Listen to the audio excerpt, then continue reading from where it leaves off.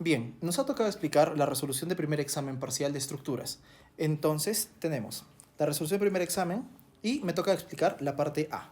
Con los datos que nos ha tocado de acuerdo al compañero de nuestro grupo, son estos de aquí, donde varía la altura de la viga y los aceros, los diámetros, ¿no? Los datos que ven acá a la derecha son los datos que nos da el ejercicio, ¿no? Y el valor de n es el calculado y el valor de FR también es calculado. Entonces empezamos. Primero por la sección bruta no fisurada.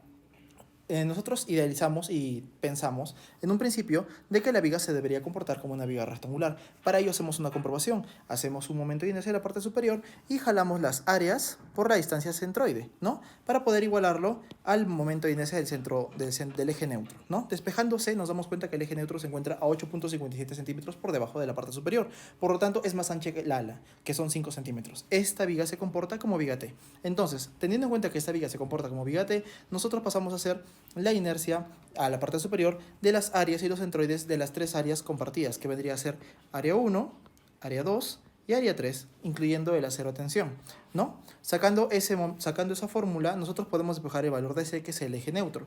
Al eje neutro encontramos que vale 5.92, es mayor a los 5 centímetros del ala, por lo tanto, sigue comportándose como una viga tipo T. Con ese valor de C, y conociendo ya el eje neutro, nosotros podemos calcular la inercia hacia el eje neutro, de la cual nos resulta 7890.71. Recuerden, hemos sacado inercia de área 1, área 2 y área 3. ¿No es cierto? Con esos valores tenemos la inercia, tenemos todos los valores para poder calcular el máximo momento que nos pide el FR, que nos da al inicio del ejercicio, que se calcula, el ITR también, que la inercia al eje neutro, el H y el C también están calculados. Estos son los resultados para el máximo momento sin acero a compresión, y también acá el cálculo de la curvatura, donde tenemos los datos de FR, el módulo, la deformación del concreto y el valor de C. Ya, ahora pasamos al mismo ejercicio, pero con acero a compresión. De todas maneras, hacemos la comprobación para saber si la viga se comporta como una viga rectangular o una viga T. Como nos sale el valor de C aún mayor a 5 centímetros, que es el mayor del ala, entonces se comporta como una viga T. Pasamos al siguiente cálculo. De igual manera se dividen en áreas, solo que en este caso, como consideramos el acero a compresión, de acá incluimos un área adicional, ¿ok? Ahora, igual, el momento de inercia que se hace para hallar el eje neutro es para esta área 1, área 2, área 3 y área 4, ¿ok? Según la fórmula y despejando el valor de C, de ese momento de inercia acá hacia la parte superior, encontramos que el valor de C es 5.84. Sigue sobrepasando los 5 centímetros del ala. Ahora, haciendo el cálculo de inercias hacia el eje neutro, igual consideramos las cuatro áreas, igual se consideran las 4 áreas hacia arriba. Entonces, este es el valor que nos rebota. Recordando que siempre para el cálculo de momentos de inercia usamos la fórmula para las inercias rectangulares. Ahora, calculando el máximo momento, de todas maneras, tenemos todos los datos que hemos hallado arriba en ambos casos y los resultados vienen a ser estos. Si nos podemos dar cuenta, la variación es baja. Ahora, pasamos a la sección fisurada, que considera de una manera diferente, que solamente es así. Este es el área en compresión y este es el área de acero inferior, ¿no es cierto? Primero sin acero a compresión. Ahora, para la sección fisurada nosotros tenemos esta fórmula, ¿no es cierto? Donde podemos considerar que esta parte de aquí, que considera el acero a compresión, vale 0, porque no tenemos acero a compresión. Despejando el valor de C de esta fórmula tenemos 2.44, ¿no? Como es menor al ala, que es 5 centímetros, la viga se comporta como una viga rectangular. Ahora, con ese valor de C nosotros podemos hallar el momento de inercia al eje neutro con la fórmula que nos da en el libro. De igual manera, en esta sección, esta parte vale 0 porque el acero a compresión es 0. Este es el resultado de momento de inercia al eje neutro. Ahora, con esos valores, recordad de que en clase se indicó de que el cálculo de momento máximo se iba a dar a 1.1 por el momento de inercia el momento nominal que encontramos en la parte superior. Entonces sería 0.21. Este 0.21 es el momento nominal que encontramos en la parte superior del acero, de la viga sin acero a compresión. Entonces multiplicado por 1.1 nos sale 0.22, que más exactamente en kilogramos sale 22.701.04. Ahora, calculamos el valor de FC. ¿Por qué? Porque cuando ya estamos en fisura, este valor de esta fórmula usualmente era el FR, pero como ya estamos en fisura, el concreto no funciona igual. Necesitamos hallar la resistencia de concreto real con FC. En tal caso nos sale 35.32. Ahora, este valor reemplazado en esta fórmula nos bota una curvatura de 6.59 por 10 a la menos 3. Perfecto. Ahora, pasamos igual a con fisura, pero con acero, a fisurado, pero con acero a compresión. De esta manera aplicamos la misma fórmula. La única diferencia con la anterior es de que esta vez sí consideramos este término porque el acero a compresión existe. Entonces, despejando el valor de C, tenemos 2.48. Ahora, como es 2.48 menor al ala de 5 centímetros, se comporta como viga rectangular. Aplicamos la fórmula para vigas rectangulares de hallar la inercia al eje neutro. De tal manera que nos sale este resultado. Ahora, igual, cálculo de máximo momento. Igual, el 1.1 por el momento nominal que encontramos en la parte de arriba de la sección de la viga con acero compresión. Igual, salía 0.21. Si se encuentra similar, eso varía por decimales. Aquí es donde se nota más la diferencia cuando lo ponemos en kilogramos. De igual manera, hallamos el valor del concreto cuando ya está fisurado, ¿no? Y lo reemplazamos en la fórmula para hallar el cálculo de la curvatura, y este sería el resultado para la parte A. Para el cálculo del momento de fisura y de fluencia en la viga T en la viga T sin acero compresión, claro, el primer paso es calcular un C. Con el C y la relación de triángulos que hay en el diagrama de deformaciones podemos calcular un EC, que es el módulo, no, es la deformación del concreto. Con ese valor extraemos de la tabla K1 y K2, con el cual podemos calcular el CC con la fórmula de concreto compresión. Tenemos K1, FC, B y C, el C que hemos asumido, que es 3. Reemplazamos eso en la fórmula y tenemos un CC de 6.52. Para calcular el T solamente se multiplica 4200 por el área del acero. Multiplicando eso nos sale un T de 4.75. La diferencia entre estos dos es 1.78. Tenemos que lograr que llegue lo más que se pueda a 0 o al menos menor que 1. El valor de C que logra eso es 2.59. Ok, con este valor de C extraemos otro EC, otro K1 y otro K2, con el K1 calculamos el nuevo CC, y con el C, claro, y con el K2 calculamos lo que es el brazo de palanca. Multiplicando esos dos, tenemos el momento de fluencia en el acero. Ok, y la curvatura es también el EC que calculamos en esta parte, entre el C, entre 100, porque tiene que estar convertido a metros. Eso nos da una curvatura de 18.4 por 10 a la menos 3. Ok, y para el cálculo del concreto a fisura, tenemos el EC que es 0.004, es el que tenemos que asumir, con el K1 y el K2 que también se extraen de la tabla. Acá se considera que CC y T son iguales, así que la única incógnita que queda sería C. En la fórmula de concreto a compresión, K1 tenemos, FC también, B también, CC también tenemos, así que tenemos que despejar C, el cual da un valor de 0.71. Teniendo ese valor, teniendo el valor de CC, ya podemos calcular el brazo de palanca. K1, K2 ya los conocemos, son estos de acá. Y con eso se calcula el brazo de palanca y multiplicando el brazo de palanca por T o por CC es 0.65. Es nuestro momento de fisura. Luego la curvatura de la misma manera. SC, que es el que tenemos aquí,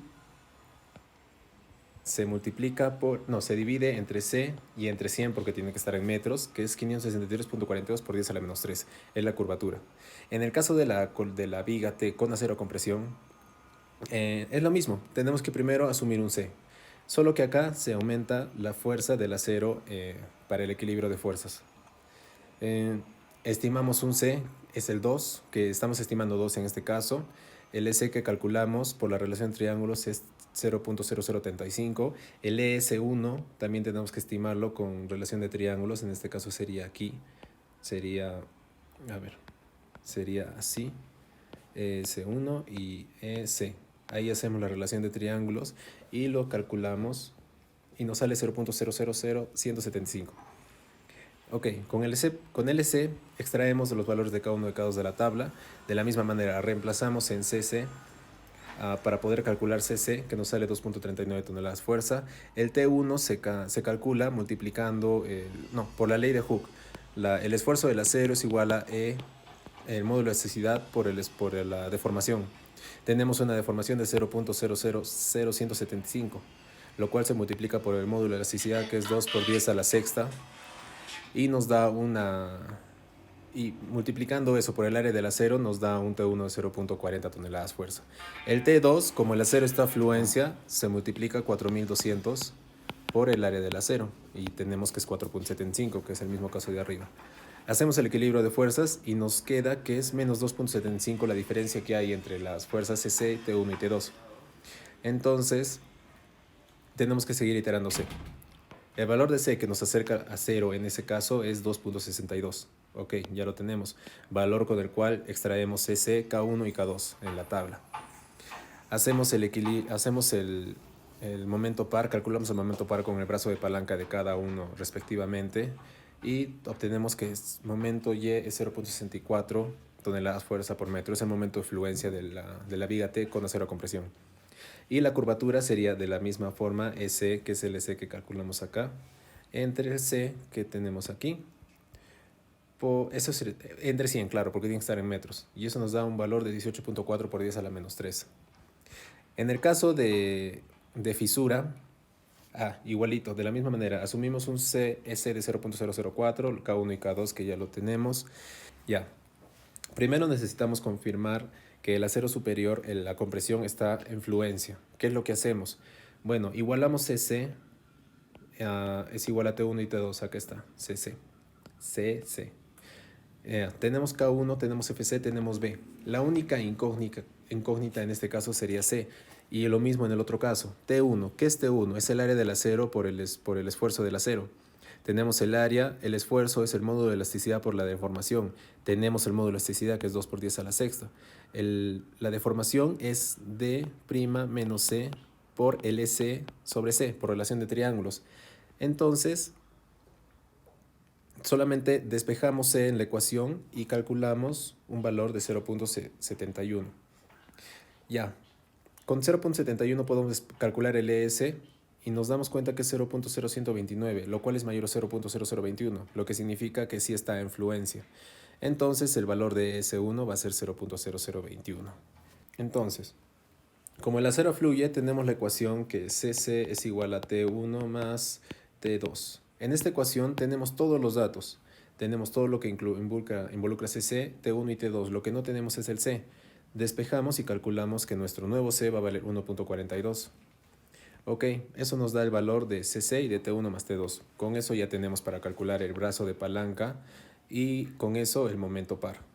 Tenemos acá la fórmula, despejamos, nuestro momento par nos da un valor de 0.75 toneladas metros y la curvatura en este caso sería igual S, que es el que tenemos aquí calculado, que no, es el 0.004, claro, porque estamos en rotura, sobre C entre 100 porque tiene que estar a metros.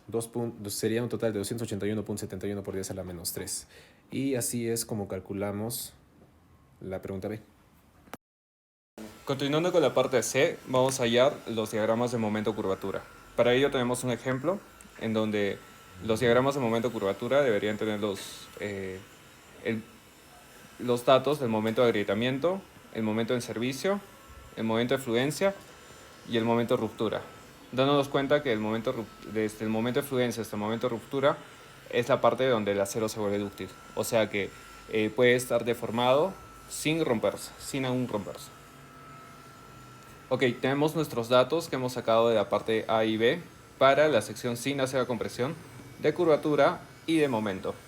Estos datos los hemos ingresado a una tabla de Excel para tener como resultado este diagrama de momento-curvatura, en donde nos damos cuenta que es curioso que la curvatura sea tan exagerada hasta el momento de ruptura. Igual para la sección con acero a compresión,